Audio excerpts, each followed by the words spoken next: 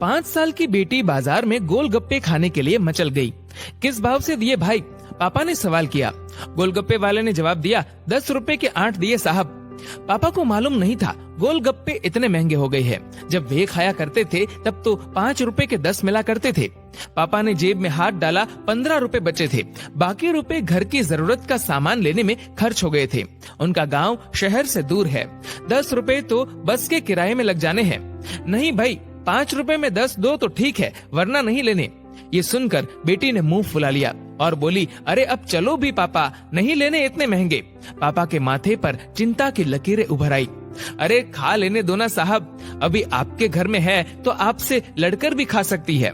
कल को पराये घर चली गई तो पता नहीं ऐसे मचल पाएगी या नहीं, तब आप भी तरसोगे बिटिया की फरमाइश पूरी करने को। गोलगप्पे वाले के शब्द थे तो चुभने वाले, पर उन्हें सुनकर पापा को अपनी बड़ी बेटी की याद आ गई, जिसकी शादी उन्होंने 3 साल पहले एक खाते पीते पढ़े लिखे परिवार में की थी। ससुराल वालों ने पहले साल से ही उसे छोटी छोटी बातों पर सताना शुरू कर दिया था।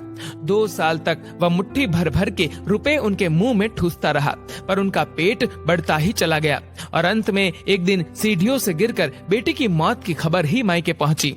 आज वह छटपटाता है कि उसकी वह बेटी फिर से उसके पास लौट आए और वह चुन चुन कर उसकी सारी अधूरी इच्छाएं पूरी कर दे, पर वह अच्छी तरह जानता है कि अब ये संभव नहीं है। दे दूं क्या बाबूजी? गोलगप्पे वाले की आवाज से पापा की तंद्रा टूटी। गोलगप्पे वाले से बोले, रुको भाई 2 मिनट। पास ही में किराने की दुकान थी, जहां से उन्होंने घर के लिए जरूरत का सामान खरीदा था। वे तुरंत उस दुकान पर गए और खरीदी गई 5 किलो चीनी में से 1 किलो चीनी वापस की तो 40 रुपए जेब में बढ़ गए। फिर ठेले पर आकर पापा ने डबडबाई आंखें पोंछते हुए कहा, अब खिला दे भाई। हाँ, तीखा जरा कम डालना, मेरी बिटिया बहुत नाजुक है। ये सुनकर 5 वर्ष की गुड़िया जैसी बेटी की आंखों में चमक आ गई और उसने पापा का हाथ कसकर पकड़ लिया।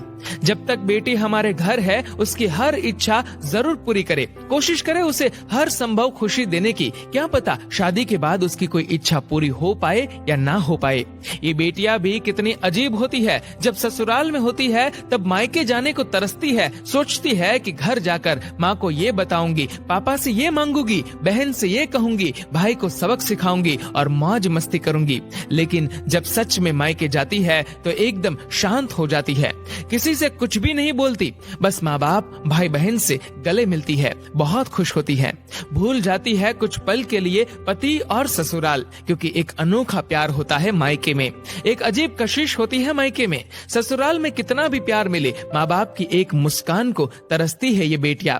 ससुराल में कितना भी रोए, पर मायके में एक भी आंसू नहीं बहाती ये बेटियां, क्योंकि बेटियों का एक भी आंसू माँ बाप भाई बहन को हिला देता है, रुला देता है। कितनी अजीब है ये बेटियां, कितनी नटखट है ये बेटियां, भगवान की अनमोल देन है ये बेटियां। हो सके तो बेटियों को बहुत प्यार दे, उन्हें कभी भी न रुलाए, क्योंकि ये अनमोल बेटी 2 परिवार जोड़ती है, 2 रिश्तों को साथ लाती है अपने प्यार और मुस्कान से। ईश्वर से प्रार्थना यही है कि सभी बेटियां खुश रहे हमेशा, भले ही वो मायके में हो या ससुराल में। खुशकिस्मत है वो लोग जो बेटी के बाप है, उन्हें भरपूर प्यार दे, दुलार करे, और यही व्यवहार अपनी पत्नी के साथ भी करे, क्योंकि वो भी किसी की बेटी है जो अपने माँ बाप का घर छोड़कर आपके साथ पूरी जिंदगी बिताने आई है। उसके पिता की सारी उम्मीदें सिर्फ और सिर्फ आपसे है। दोस्तों, इस वीडियो को लेकर आपकी क्या राय है, नीचे कमेंट करके जरूर बताएगा। और अगर आपको ये वीडियो अच्छा लगा हो तो इस वीडियो को लाइक करेगा, शेयर करेगा ज्यादा से ज्यादा लोगों तक, और ऐसे ही और भी इंस्पिरेशनल वीडियोस के लिए सब्सक्राइब करें हमारे यूट्यूब चैनल को और फेसबुक पर फॉलो करें हमारे पेज को। धन्यवाद।